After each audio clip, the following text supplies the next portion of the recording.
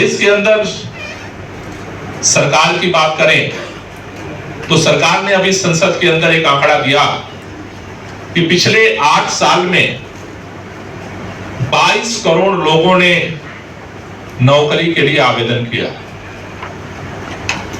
जिसमें से सरकार पिछले 8 साल में केवल और केवल 22 करोड़ में से 7 लाख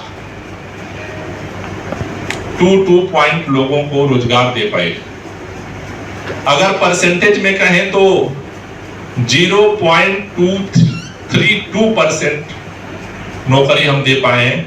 जिन्होंने आवेदन किया 99.68% लोगों को कोई रोजगार नहीं मिला। ये सरकार के आंकड़े। दूसरा, अभी सरकार ने सदन के अंदर कहा कि इस वर्तमान सरकार 80 करोड़ लोगों को फ्री राशन दे रही है। अच्छी बात है, लेकिन यह इस बात का भी संकेत दे रहा है कि आजादी के 75 साल बाद हम देश में इस लायक भी 80 करोड़ लोगों को नहीं बना पाए जो लोग 2 जून की राशन का इंतजाम कर सकते हैं अपनी कमाई से। 80 करोड़ लोग। ये दोनों आंकड़े इस बात को दिखाते हैं कि बेरोजगारी की भयावहता कितनी ज्यादा है। अभी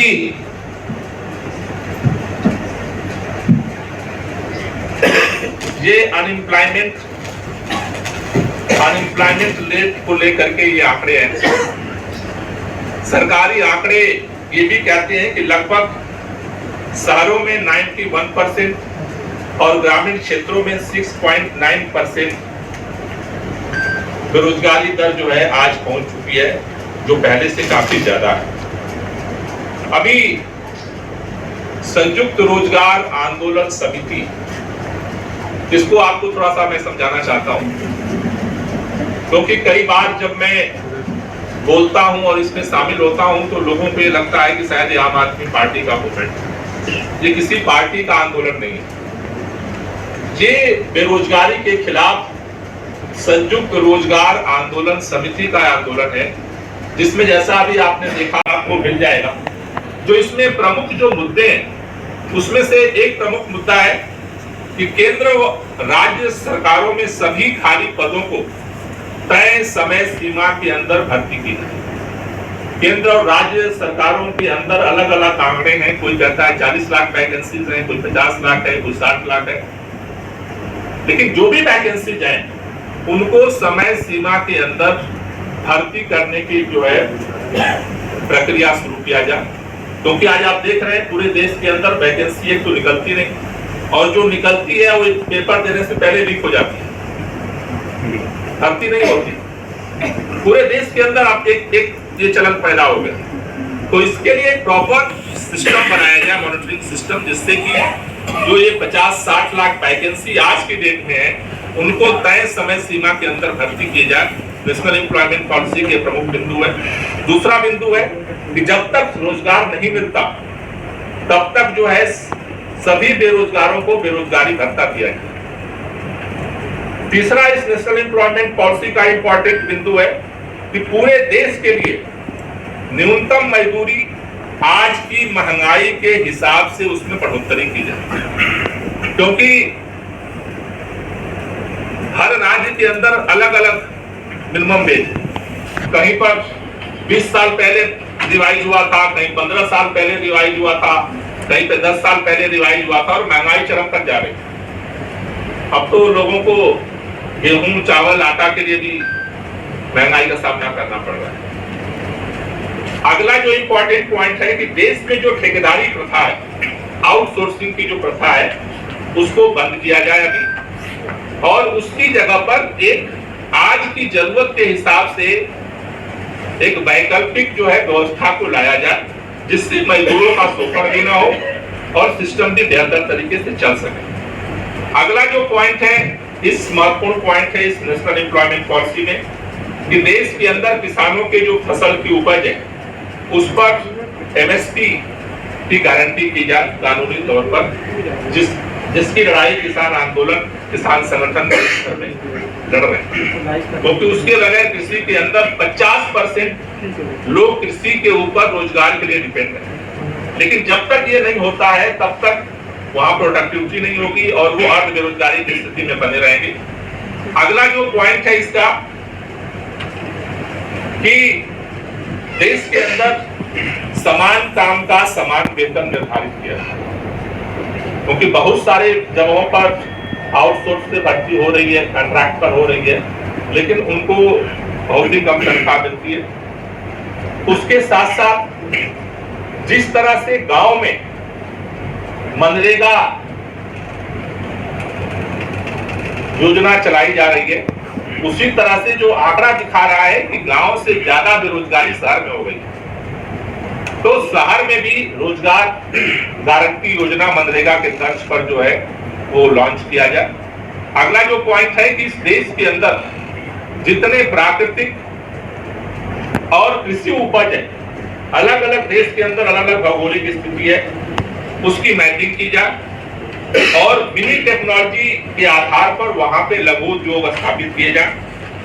अगला जो पॉइंट इसका इंपॉर्टेंट पॉइंट है कि देश में लोकल लेवल पे, ब्लॉक लेवल पे सरकार के सपोर्ट से मिनी मार्केट बनाया जाए, क्योंकि जैसे अभी हमने देखा कि केंद्र सरकार बहुत सारे अलग अलग राज्यों में भी स्टार्टअप पॉलिसी चला रही है। बहुत सारे नौजवान स्टार्टअप पॉलिसी के तहत जो है अपना अपना उद्योग लगा रहे हैं, लेकिन उनका प्रोडक्ट बिकेगा कहाँ? 2 महीने, 4 महीने, 6 महीने, साल भर बाद वो डेट हो जाता है, सप्लाई नहीं है। तो हर देश के अंदर हर ब्लॉक में एक मिनी मार्केट बनाया जाए, जिससे कि लोकल लेवल पे वहां जो उत्पादन होता है, कृषि की उपज है या प्राकृतिक संसाधन है, जैसे मानिए छत्तीसगढ़ है, छत्तीसगढ़ के अंदर जंगल में तेंदू पत्ता पैदा होता है, वहां अगर तेंदू पत्ता से दुनिया में जो कुछ भी। परिचय करा देता हूं, हमारे साथी जो आज इस प्रेस वार्ता में उपस्थित हैं, आईसी घोष जी हैं, JNU student union president. Nayan Dhaval ji हमारे साथ हैं, JNU president RJD student union. Arun Hooda ji हैं हमारे साथ, ex president DUSU Delhi university. और जो साथी जी यमुना मुआज जी हैं, दिल्ली प्रेसिडेंट एडवा। गौहर रजा जी हैं हमारे साथ, पोएट हैं, एक्टिविस्ट हैं, साइंटिस्ट हैं, फिल्म मेकर हैं। बीएम सिंह जी हैं, नेशनल कन्वीनर राष्ट्रीय किसान मजदूर संगठन। अनुराग सक्सेना जी हैं, जनरल सेक्रेटरी सीआईटीयू से। जगतार सिंह जी हैं, प्रवक्ता हैं, भूमि बचाओ अभियान संयोजक, संयुक्त किसान मोर्चा। मनोज सिंह जी हैं, executive member, Delhi teacher association. Professor Ritesh Bhardwaj ji हैं हमारे साथ, convener supreme society of India. Amresh Kumar ji हैं, general secretary all India youth league. Rohit Lakra ji हैं, प्रभारी यूथ विंग आम आदमी पार्टी। रविंद्र तोमर जी हैं, chairman human rights social justice trust. Kuldeep ji हैं हमारे साथ, general secretary CYSS Delhi. Priyanka Chaturvedi ji हैं, president Adisom welfare society. Doctor Rajesh Rao ji हैं, डीटीए से। प्रोफेसर विभूति भूषण महापात्रा जी हैं, associate professor Delhi university. Ramendra Kumar ji हैं, national general secretary TUCC. Gajendra Singh ji हैं, आप किसान सेल के हरियाणा प्रभारी। गुलेश जैनर्जी, प्रेसिडेंट श्रमिक विकास संगठन। बलराज भाटी जी, नेशनल प्रेसिडेंट भारतीय किसान बलराज। और प्रतीश जी हैं एसएफआई से। तो साथियों, पिछले 75 सालों में बेरोजगारी का जो समाधान देश की सरकारों को करना था वो आज तक नहीं हुआ। आज छात्र, युवा, किसान, महिला, हर तबका परेशान है बेरोजगारी से। उसको लेकर के देश की बात फाउंडेशन के इनिशिएशन पर संयुक्त रोजगार आंदोलन समिति ने यह निर्णय लिया कि 16 अगस्त से 22 अगस्त तक दिल्ली में रोजगार आंदोलन किया जाएगा। उसको लेकर के उसकी जो पूरी यात्रा है, सबसे पहले मैं आप लोगों को पूरी यात्रा एक पीपीटी के माध्यम से दिखाना चाहूँगा, जिससे हम करना क्या चाहते हैं वो पूरी बात आप सभी को समझ आए। जी साथ ही एक बार लाइट बंद कर देंगे जिससे पीपीटी शुरू होने जा रहा है। उसका मकसद क्या है? मकसद है केंद्र सरकार राष्ट्रीय रोजगार नीति बनाकर संसद में कानून पास करे ताकि देश की सबसे बड़ी समस्या बेरोजगारी का समाधान हो सके, जो आज के वक्त की मांग है। आजादी के 75 साल बाद भी हमारी सरकार ने आज तक कोई राष्ट्रीय रोजगार नीति बनाई है। हालांकि चर्चा उस पर हुई है। देश में पहली बार प्रसिद्ध अर्थशास्त्री और रिसर्च स्कॉलर तथा एक्सपर्ट के साथ मिलकर संयुक्त रोजगार आंदोलन समिति से जुड़े संगठनों के सुझाव पर देश की बात फाउंडेशन ने राष्ट्रीय रोजगार नीति का ड्राफ्ट तैयार किया। इस नीति को लागू करने के लिए देश के माननीय प्रधानमंत्री जी को ज्ञापन भेजा गया था 20 दिसंबर 2020 में, लेकिन अभी तक कोई सकारात्मक जवाब नहीं आने पर 16 अगस्त से जंतर मंतर पर रोजगार आंदोलन हम शुरू करने जा रहे हैं। राष्ट्रीय रोजगार नीति बनाने से लेकर रोजगार आंदोलन तक की यात्रा है। अगले स्लाइड में हम देखेंगे। देश की बात फाउंडेशन ने इसकी शुरुआत करी। देश की बात फाउंडेशन द्वारा देश के युवाओं में सकारात्मक राष्ट्रवाद की भावना जागृत करके देश की मजबूती के लिए कोरोना काल के दौरान 15 अगस्त 2020 से देश के जाने माने बुद्धिजीवियों के साथ ऑनलाइन युवा संवाद शुरू किया गया, जिसमें देश के जाने माने अर्थशास्त्री प्रोफेसर अरुण कुमार जी ने भारत में बेरोजगारी के संकट और उसके समाधान पर अपने सुझाव दिए। पहला रोजगार संवाद 27 अक्टूबर से 31 अक्टूबर के बीच में हुआ, जिसमें देश के जाने माने चेहरे जो बेरोजगारी को लेकर के जुड़े युवाओं को देश के जाने माने प्रमुख लोग श्री गोपाल राय जी, श्री आलोक रंजन जी, प्रोफेसर सुखदेव थोरार जी, प्रोफेसर कमल नयन काबरा जी, डॉक्टर पूजा सिंघल जी, प्रोफेसर जोन्स थॉमस जी, प्रोफेसर संतोष मेहरोत्रा जी एवं श्री आलोक रंजन जी ने संबोधित किया। इस संवाद के पश्चात यह विचार पैदा हुआ कि छात्र, युवा, मजदूर, किसान, महिलाएं, दलित, आदिवासी, अल्पसंख्यक सभी के लिए अलग अलग सोचने की जगह देश में बेरोजगारी के समाधान के लिए राष्ट्रीय रोजगार नीति बनानी चाहिए। यहाँ से शुरू हुआ राष्ट्रीय रोजगार नीति बनाने का सिलसिला। तस्वीरों में आप देख रहे होंगे जी। अगला स्लाइड। जो राष्ट्रीय रोजगार नीति है उसके बुनियादी जो 10 एम है, जो समाधान देते हैं वो क्या है?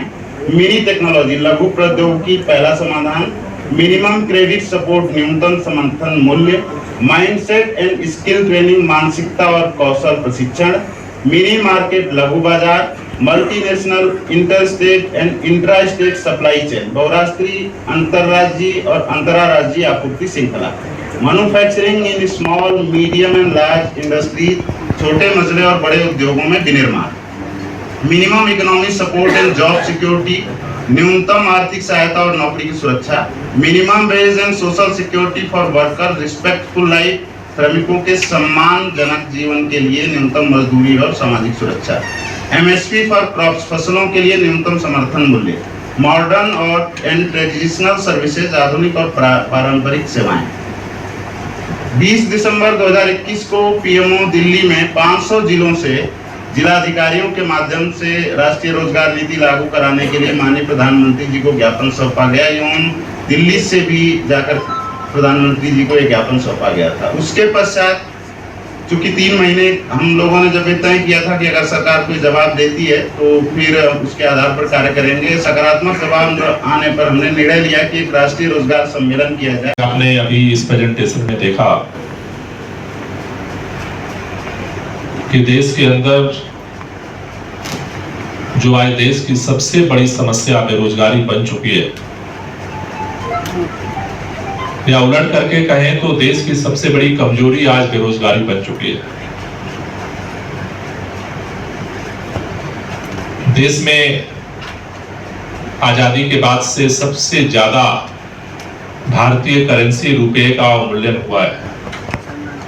आज $1 80 रुपए के बराबर हुआ है।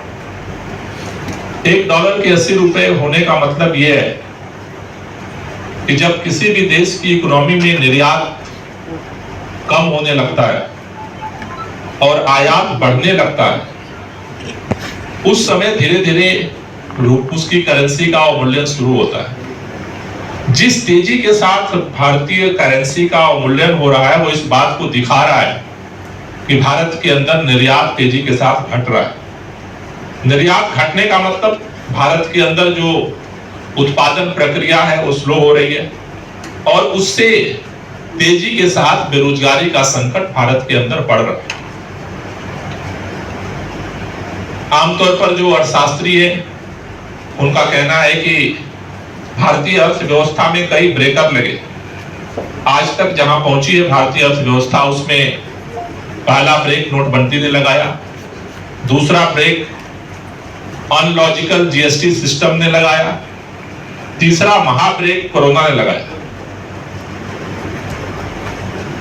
आज पूरे देश के अंदर बेरोजगारी, चाहे किसी भी जाति, धर्म, क्षेत्र, प्रांत, भाषा का व्यक्ति हो, उसके सामने एक चैलेंज बन करके खड़ा है।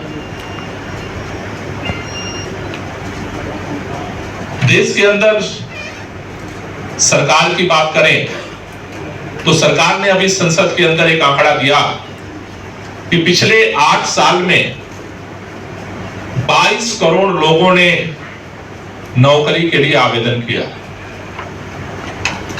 जिसमें से सरकार पिछले 8 साल में केवल और केवल 22 करोड़ में से 7 लाख 2 पॉइंट लोगों को रोजगार दे पाए। अगर परसेंटेज में कहें तो 0.232% नौकरी हम दे पाए हैं। जिन्होंने आवेदन किया 99.68% लोगों को कोई रोजगार नहीं मिला। ये सरकार के आंकड़े। दूसरा, अभी सरकार ने सदन के अंदर कहा कि इस वर्तमान सरकार 80 करोड़ लोगों को फ्री राशन दे रही है।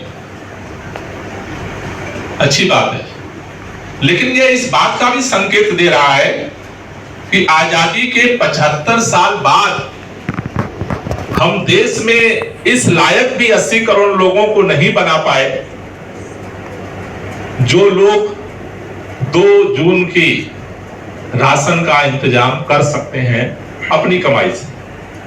80 करोड़ लोग।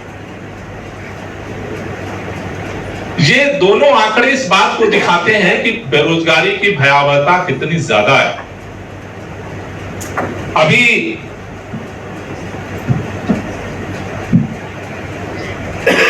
ये अनएम्प्लॉयमेंट रेट को लेकर के ये आंकड़े हैं।